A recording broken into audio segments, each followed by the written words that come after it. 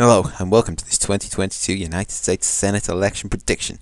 I'm Joey and I'm an unbiased political commentator, and here I will be going over which Senate seats that are up for election in 2022 and which political party out of the Republicans and Democrats I think they will be going to, and I will be giving my reasons for each competitive state. So without further delay, I will get categorizing the safe states in this matchup. That's New York, that's Vermont, that's Connecticut, that's probably Maryland.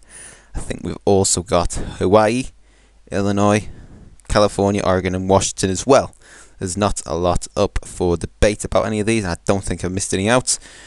The Republicans will have safe Idaho, Utah, probably Alaska, the Dakotas, North Dakota, South Dakota, probably Missouri, probably Kansas, Oklahoma, Arkansas I think, Louisiana, Alabama, Kentucky and probably Indiana as well, probably even South Carolina.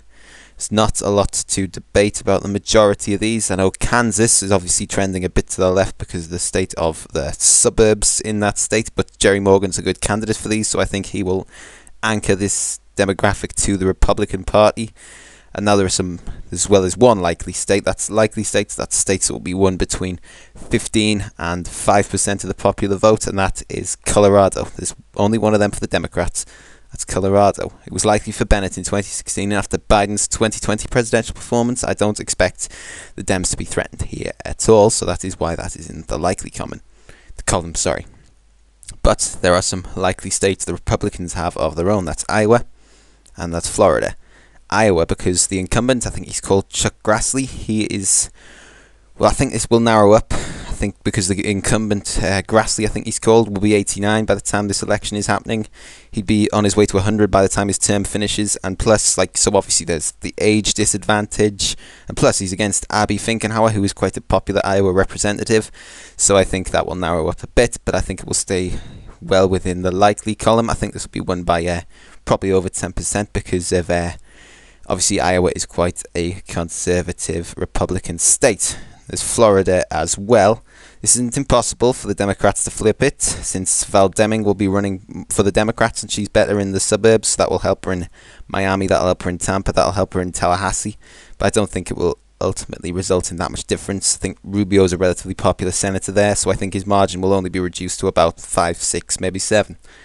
So, now we're on to the lean states. That states will be won by over 1% but below 5%, so that's, I think, probably Georgia will be lean Democratic, as will Nevada.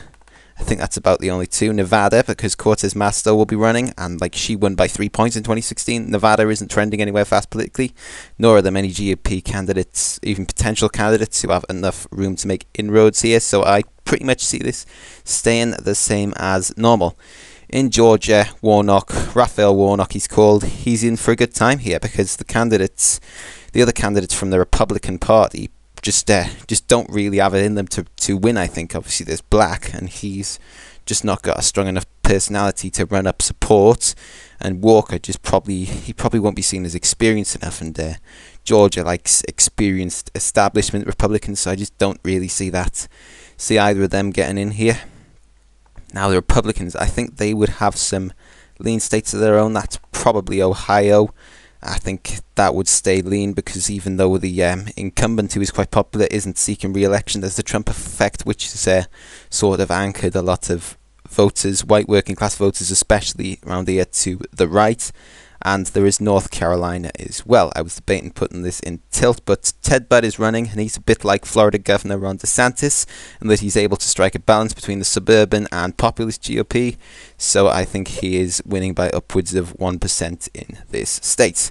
Now, it all comes down to those all-important tilt states, and I think I'm just going to categorize these as I go from pretty much from left to right. I think Arizona will be tilt Democrat in this.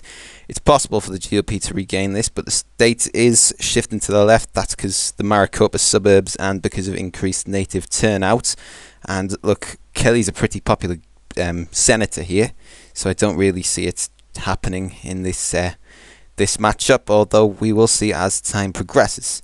And there is also Wisconsin is the next one that will be tilt, and I think I will narrowly give this to the Republican Party by a tilt margin. That's pretty much, I think, Wisconsin will be the most competitive state there is in this race, and I think it will retain for Republican Ron Johnson as it stands, because it's a reflection pretty much of the national environment with coronavirus, with Afghanistan, and with the presidency of Joe Biden, which isn't looking particularly favourable in the approval ratings right now. So I think this will narrowly just stay within the Republican Party's reach. And so there's also Pennsylvania. It's debatable what I'm going to put this as. I'm going to put it as tilts Democratic, because John Fetterman seems to be favoured for running for the Democrats here, which, like, he's one of the more populist members of that party. So I think he will do well with the white working class here, which could offset even minor suburban losses from him being a populist. And pretty much the last state we've got to categorise is New Hampshire.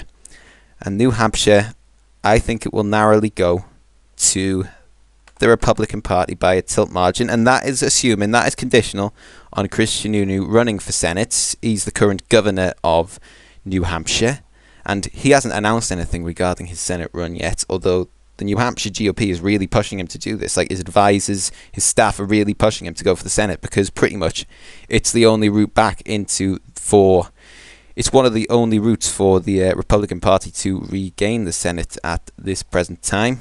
And like, if they don't run Sununu, they'll have to really focus in Pennsylvania and in Arizona, and I just don't know if they can actually do that. They can pull it off.